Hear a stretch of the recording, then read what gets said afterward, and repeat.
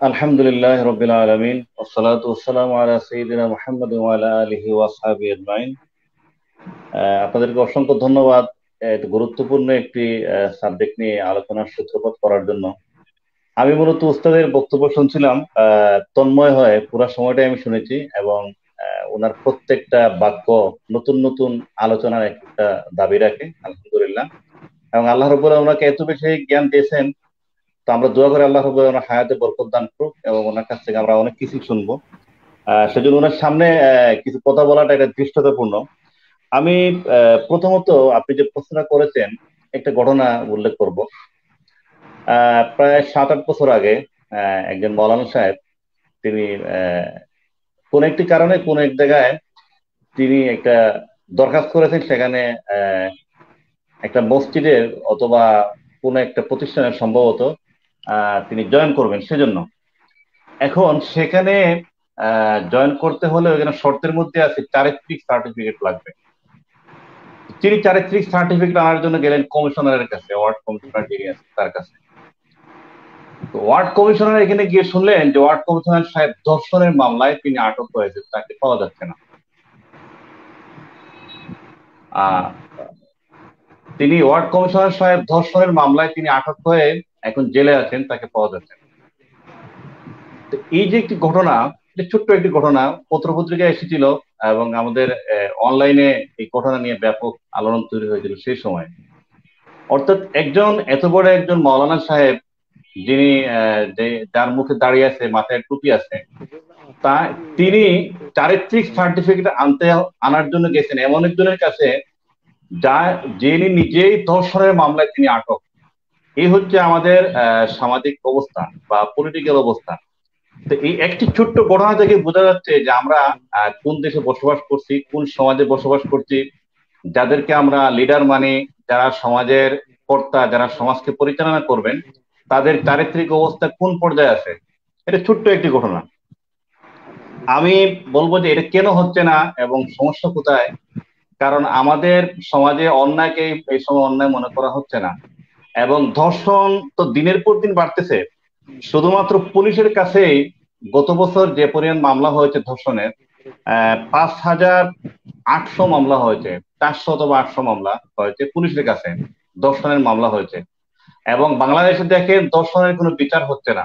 বিচার দীর্ঘসূত্রিতা, বিচারের নামে দীর্ঘসূত্রিতা হচ্ছে, এগুলোর বিচার হচ্ছে না। তারপর অনেক সময় বিচারের যখন যিনি দায়িত্বপ্রাপ্ত যিনি পুলিশ কর্মকর্তা থাকেন, তিনি টাকা অথবা প্রভাবের কারণে তিনি কিন্তু আহ আলামত গুলো তিনি হারিয়ে ফেলেন, বা দীর্ঘসূত্রিতা তৈরি হয়, এবং সেগুলো কোনো কিছু হচ্ছে না। আমরা যেগুলো পাশ্চাত্যের বিভিন্ন দেশকে আমরা অনেক সময় বলি সেখানে ইসলাম কায়েম নেই, সেখানে দর্শন হয়, সেখানে ধর্ষণ হলে কিন্তু সেখানে দর্শন বিচারটাও কিন্তু হয়। যদি কেউ অভিযোগ করে পুলিশের কাছে গিয়ে সেখানে বিচার হয়, এখানে কিন্তু বিচার হচ্ছে না। এবং যারা ধর্ষণ করে তারা একথা জানে যে এখানে যদি ধর্ষণটা হয় তাহলে এটার কোনো বিচারের হবে না, বিচারের প্রয়োজন নেই, এবং তারা পার পেয়ে যাচ্ছে। আপনি দেখেন যে এই কয়েকদিন আগে সিলেটে যে মামলা হলো, সিলেটে মামলা হলো, এখন সিলেটে মামলার পরে এমসি কলেজের মধ্যে হলো, এটা অত্যন্ত ন্যাক্কারজনক একটি ঘটনা। এমসি কলেজের ভিতরে, যেখানে শিক্ষা প্রতিষ্ঠান, যেখানে অনেক বড় বড় মানুষ পড়াশোনা করেছেন, সেখান থেকে অনেক মানুষ বেরিয়ে এসেছেন, সেখানে গণধর্ষণের মতো ঘটনা ঘটেছে। এবং ঘটনা ঘটার পরে আমরা একটি টেলিভিশন চ্যানেলের কথাই বলি, যদি বলি যে একাত্তর টেলিভিশন, একাত্তর টেলিভিশনে একটি এখানে সমস্যা হচ্ছে, যখনই কোনো প্রবলেম তৈরি হয় তখন কিছু বুদ্ধিজীবী এরা এই ঘটনাগুলোকে আড়াল করার জন্য চেষ্টা করে, ঘটনাকে অন্যদিকে প্রবাহিত করার চেষ্টা করে। এখন সেখানে একটি ঘটনা ঘটেছে, সারা দুনিয়ার মানুষ জানে যে সেখানে ঘটনা ঘটেছে। এখন একাত্তর টেলিভিশন নিউজ দিচ্ছে কি জানেন? তারা দিচ্ছে যে যে মহিলা মামলা করেছেন, তিনি যে নামে মামলা করেন সেই মামলার নামের সাথে তার যে আইডি কার্ডের মিল নেই, এবং এই মিল না থাকার কারণে আইডি কার্ডে যে নাম লেখা আছে সেই নামের কারণে নামের সাথে মামলার এজাহারে তিনি যে নাম দিয়েছেন সেখানে মিল নেই, এবং সেজন্য মামলাটা দুর্বল হয়ে যাবে। এটা কোন ধরনের কথা? একজন মানুষের নাম আছে, একটা ঘটনা ঘটেছে, সারা দুনিয়ার মানুষ জানে, টেলিভিশনে প্রচার হয়েছে, পত্রপত্রিকা প্রচার হয়েছে, কিন্তু এখন সেই মামলাকে ভিন্ন ভাবে উপস্থাপন করার চেষ্টা করা হচ্ছে। এর অর্থ হচ্ছে যে যারা ধর্ষণ করে তারা এটা জানে যে ধর্ষণ করার পর আমরা পার পেয়ে যাব, কোনো সমস্যা হবে না। এবং যারা এই পর্যন্ত অ্যারেস্ট হয়েছে বিভিন্ন দর্শনের মামলায় তারা কিন্তু বেরিয়ে এসেছে। আপনি খোঁজ দিয়ে দেখেন তারা বেরিয়ে এসেছে, জামিন পেয়ে গেছে, বা বিভিন্ন ভাবে কায়দা কানুন করে তারা বেরিয়ে এসেছে, যে কারণে তারা জানে যে আমরা এই ধর্ষণগুলো হওয়ার পর আমরা সমস্যা হবে না। এবং সেই কারণে ধর্ষণের কিন্তু ঘটনা দিনের পর দিন বাংলাদেশে এখন ধর্ষণের উৎসব চলতেছে। আমরা যারা এখনো বসে আছি আমরা মনে করি মানে ফেসবুকে ভাইরাল হলে সেই ঘটনার জন্য আমরা বিচার চাই। ফেসবুকে ভাইরাল হয় না, হাজার হাজার ঘটনা ঘটছে প্রতিদিন। এবং যে নোয়াখালী যে ঘটনা ঘটেছে আমরা দেলোয়ার এবং তার সাংবাদিকত্ব তো জানি, প্রত্যেকটা ধর্ষক এই ধরনের যারা আছে প্রত্যেকটার সাথে দেখবেন কোনো না কোনো মন্ত্রীর ছবি আছে, কোনো না কোনো এমপির ছবি আছে, কোনো না কোনো প্রভাবশালী ব্যক্তির ছবি আছে, সে গলায় ফুলের মালা দিচ্ছে। এবং তারা সেভাবে কিন্তু তারা সমাজে প্রতিষ্ঠিত। যেজন্য যারা ধর্ষিতা হয়, যারা মজলুম হয়, তারা কখনো কথা বলতে পারে না, ভয় পায়। কারণ এরা হচ্ছে ক্ষমতাসীন লোক, তারা ক্ষমতার লোকদের সাথে তাদের সুসম্পর্ক আছে, এভাবে তারা মানুষ ভয় পায়, কথা বলে না। এই যে অবস্থা, এই অবস্থা থেকে নিষ্কৃতি পাওয়ার পথ কি সেটা আসলে বের করা উচিত। এবং আপনারা দেখবেন যে যারা ক্ষমতাসীন বা ক্ষমতায় যারা আছে, যখন তাদের অপরাধগুলো প্রকাশিত হওয়ার পর সংশ্লিষ্ট সেই এমপি সাহেব বলেন যে আমার সাথে তার সম্পর্ক নেই, অনেক লোকই আসে। আরে ভাই, অনেক লোকই তো আসে, আপনি এমপি, আপনি কি দেখবেন না আপনার সাথে কারা কারা আপনার সাথে চলে? এই লোকগুলো আপনাদের কথা বলে, আপনাদের প্রভাব দেখিয়ে এরা দিনের পর দিন অপরাধ করে বেড়ায়, মানুষের উপর জুলুম করে, অত্যাচার করে। এবং আপনি তো বলতে পারবেন না আপনার উপরও তারা কোনো না কোনো অত্যাচার করবে, সেটা কিন্তু শুরু হয়ে গেছে। সেজন্য এখান থেকে বেরিয়ে আসা উচিত। আমরা কোন জমানে বাস করছি, এটা আইয়ামে জাহেলিয়াতের চাইতেও আর মারাত্মক একটি অবস্থা। কারণ জুলুমের কোনো বিচার হয় না, জুলুমের কোনো বিচার হয় না। আপনারা বলবেন যে কেন এগুলো হচ্ছে দিনের পর দিন জুলুম, আমাদের মাল্টিনেশনাল কোম্পানিগুলো কম দেয় না? যেভাবে বিচার হচ্ছে না, তেমনি মাল্টিনেশনাল কোম্পানিগুলো, কয়েকদিন আগে আপনারা দেখেন রমজান মাস চলতেছে, করোনা চলতেছে, আল্লাহ গজব চলতেছে, সেই সময় হলো ওয়েব সিরিজ নামে একটা সিরিজ তৈরি হলো। সেটা একটা কোম্পানি, মোবাইল কোম্পানি, তারা এটাকে আহ বিস্তৃত হতে তারা সাহায্য করলো, তারা এটাকে প্রমোট করলো। ওয়েব সিরিজ মানে কি, এত অশ্লীলতা এটা আমরা কখনো দেখি নাই, এত অশ্লীল বাক্য, এত অশ্লীল বিষয় এগুলো কখনো দেখি নাই। রমজান মাসে মানুষ এবাদত বন্দেগী করতেছে, আল্লাহর কাছে দোয়া করতেছে, আল্লাহ আমাদেরকে আযাব থেকে উদ্ধার করুন, আর তারা এগুলো করতেছে। আপনারা দেখবেন যে এই মোবাইল কোম্পানি গুলা, বিশেষ করে মোবাইল কোম্পানির কথা বলছি, তারা এমন কিছু কিছু অশ্লীলতার শুরু করে যেটা কোনো শেষ নেই। কাছে আসার গল্প, এটা কি জিনিস? কাছে আসার গল্প আবার কি? কেন কাছে আসবে? অবৈধ নারী পুরুষ যাদের বিয়ে হয় না, বিয়ে বহির্ভূত কেন কাছে আসবে? এটাকে বলা হচ্ছে সাহসী নারী। যে কাছে আসার গল্প, যে যত খোলামেলা হতে পারে সে হচ্ছে সাহসী নারী। এখন বিষয় হচ্ছে যে ঢাকার প্রেস ক্লাবের আশেপাশে অনেক পতিত দেখা যায়, দেখবেন রাতে যখন যদি 10টার দিকে আসেন, 10টার পর থেকে পতিতারা এখানে এখানে, তো তারা গরিব মানুষ কি করবে, অনেকেই বলে পতিতা। এখন যিনি কাছে আসার গল্প তিনি কিন্তু একজন পতিতা, তাকে আমরা বলতেছি তিনি হচ্ছেন আইটেম গার্ড, বা তাকে বলা হচ্ছে তিনি একজন অভিনেত্রী। কিন্তু এরা এগুলো কিন্তু বিস্তৃত হচ্ছে দিনের পর দিন। এগুলো কেন বলতেছি? এগুলো মুখরোচক হিসাবে বলতেছি না, এগুলো আমাদের উপর কিন্তু অভিযোগ, অভিশাপ কিন্তু আসতেছে। এই কাছে আসার গল্প তো ছিল, সারা ওয়ার্ল্ডে কাছে আসার গল্প ছিল। যখন করোনা শুরু হলো, চীনে কি কাছে আসার গল্প ছিল না? সেখানেও ছিল কাছে আসার গল্প, কিন্তু তখন আর কেউ কাছাকাছি আসে নাই।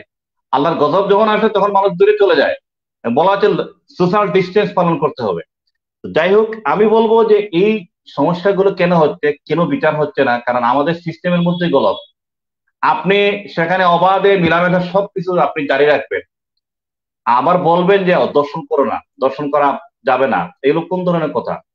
আপনি দেখবেন প্রায় দেখা যাচ্ছে যে বিভিন্ন নায়ক নায়িকার মধ্যে পোশাকের সমস্যা নেই, মন মন তো হচ্ছে আসল। মনটা আসল তো ঠিক আছে, কিন্তু মনকে নষ্ট করছে কিভাবে? তো এই যে বিষয়গুলো হচ্ছে, এটা দর্শন ব্যাপক হচ্ছে, নারীর সম্ভ্রম রক্ষিত হচ্ছে না। এটা ব্যাপক হওয়ার কারণ হচ্ছে যারা নারীর সম্ভ্রমকে নষ্ট করছে তারা জানে আমাদের কোনো বিচার হচ্ছে না, বিচার হবে না, আমরা আমাদের বড় ভাইদের কল্যাণে আমরা পার পেয়ে যাব। এটা হচ্ছে 1 নম্বর বিষয়। 2 নম্বর হচ্ছে যে আমাদের যে প্রচার মাধ্যম এবং বিভিন্ন মাল্টিনেশনাল কোম্পানি, তারা ব্যাপকভাবে অশ্লীলতার প্রচার করতেছে, ব্যাপকভাবে, একটা দুইটা না, ব্যাপকভাবে। শিক্ষা প্রতিষ্ঠানে যে সমস্যাগুলো হচ্ছে, আমরা সম্ভবত পরে আসতেছি।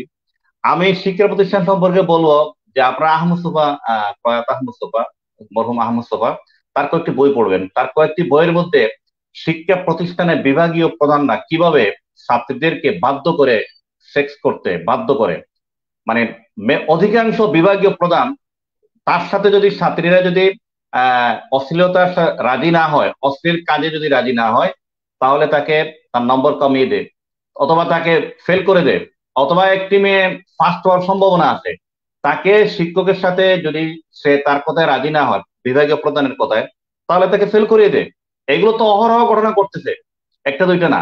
আমরা ফেসবুকে দেখি দুই একটা, এটা দেখার পর আমরা মনে করি হায় হায় কি হলো কি হলো। এই ফেসবুকে ভাইরাল হলেই বাংলাদেশের সমস্যা হচ্ছে, ফেসবুকে ভাইরাল না হলে কোনো কিছু বিচার হয় না, ফেসবুকে ভাইরাল হলে হয়। এবং ফেসবুকে দেখবেন আপনারা, ইতিমধ্যে আমরা অনেক কিছু কিন্তু ভুলে যাচ্ছি। ইতিমধ্যে সিলেটের ঘটনা কিন্তু পাংশা হয়ে গেছে, আর নতুন আর একটা ঘটনা আসছে, যে নোয়াখালীর ঘটনা। নোয়াখালীর ঘটনা কয়েকদিন পরে আমরা সবাই ভুলে যাব, নতুন আর একটি ঘটনা আসবে। একটার পর একটা, একটাকে ধামা চাপা দেওয়ার জন্য আরেকটা নতুন ঘটনা তৈরি হবে। তো এইভাবে যদি আমরা ঘটনা করতে থাকে, আমরা সবাই বিচার চাইতে থাকি, তারপর আবার শেষ হয়ে যায়, তাহলে এটা কোনো সমাধান হবে না। এটার সমাধানের জন্য আমাদেরকে সুনির্দিষ্ট কাজ এবং পন্থা বের করতে হবে, যে পন্থা বের করলে আমরা এখান থেকে বেরিয়ে আসবো। আর এখানে আরেকটা বিষয়, যে যারা মনে করেন যে আমরা তো এই মুহূর্তে আমরা প্রভাবশালী, আমাদের কিছু হবে না, এটাও কিন্তু ভুল। দর্শনের সংস্কৃতি যখন শুরু হয়ে যাবে, নারীর সম্ভ্রম যখন নষ্ট করা শুরু হবে, তখন আপনার নারী, আপনার মা, আপনার বোনও কিন্তু সেখান থেকে নিরাপদ না। এটা আমাদেরকে বুঝতে হবে। এই ক্ষেত্রে মাদক, মাদকের অবাধ প্রচলন এবং ইয়াবা নামক যে একটি মাদকের কথা বলবো, এই ক্ষেত্রে এটাও একটা দায়ী বড় একটা বিষয়। কারণ ইয়াবা মানুষের সেক্সুয়াল বিষয়টাকে উত্তেজিত করে দিলে তাৎক্ষণিকভাবে, এবং সেটা অনেক মারাত্মক একটা বিষয়। এখন বাংলাদেশে যেভাবে ইয়াবার ছড়াছড়ি এবং ব্যাপক হারে আসতেছে, এবং সেখানে দেখা যাচ্ছে অনেক লোক জড়িত, ক্ষমতার সাথে আহ অনেক লোক সম্পৃক্ত, তারাও সেখানে জড়িত। এই যে বিষয়গুলো হচ্ছে, এই এই সংস্কৃতি অনেক বড় একটা ব্যাপার, এবং ধর্ষণের এই মহোৎসব যেটা চলতেছে বাংলাদেশে, সেখান থেকে বেরিয়ে আসার জন্য আমাদের সমন্বিত উদ্যোগ প্রয়োজন। এখানে সরকারি দলের বিরোধী দল বলতে কিছু না, এটা তো সকলের সমস্যা। আজকে আমি ক্ষমতায় আছি, আজকে আমি হয়তো নিরাপদ, কালকে আমি নিরাপদ না, ক্ষমতা থাকলেও নিরাপদ না, কারণ আমার পাশে যে দর্শক বড় হচ্ছে। সেজন্য আমার মনে হয় যে এখান থেকে বেরিয়ে আসার আমাদের সমন্বিত উদ্যোগ নেওয়া প্রয়োজন। আমাদের যে মামলাগুলো আছে, মামলাগুলোকে দ্রুত শেষ করা প্রয়োজন। ধর্ষণের মামলা দ্রুত শেষ করা প্রয়োজন। এগুলো দিনের পর দিন টিকে রাখতে রাখতে রাখতে দেখা যাচ্ছে যিনি অপরাধী সে জামিনে বেরিয়ে আসে, বেরিয়ে আসার পর যারা মামলা করেছে তাদেরকে বলতেছে মামলা তুলে না নিলে তোমাদের আরো ক্ষতি হবে, এবং আরেক ক্ষতি করতেছে, একটা দুইটা না, অনেক ক্ষতি করতেছে। আপনারা যদি দেলোয়ারের কথাই বলেন, যে নোয়াখালীর দেলোয়ার কিভাবে সম্ভব, একটা মানুষ একটা মহিলাকে দুইবার ধর্ষণ করেছে, তৃতীয়বার তাকে উলঙ্গ করে এইভাবে নির্যাতন করা, এবং যারা ছবি তুলেছে বা ভিডিও করেছে তারাও কিন্তু দেলোয়ারের তো সহযোগী, তারা মূলত ছবিটা তুলেছে বা ভিডিও করেছে।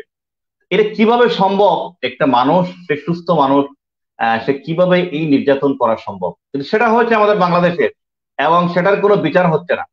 সেজন্য আমি মনে করি যে বিচারহীনতার যে সংস্কৃতি, এটা যদি বন্ধ করা না যায়, তাহলে দিনের পর দিন এটা বাড়বে।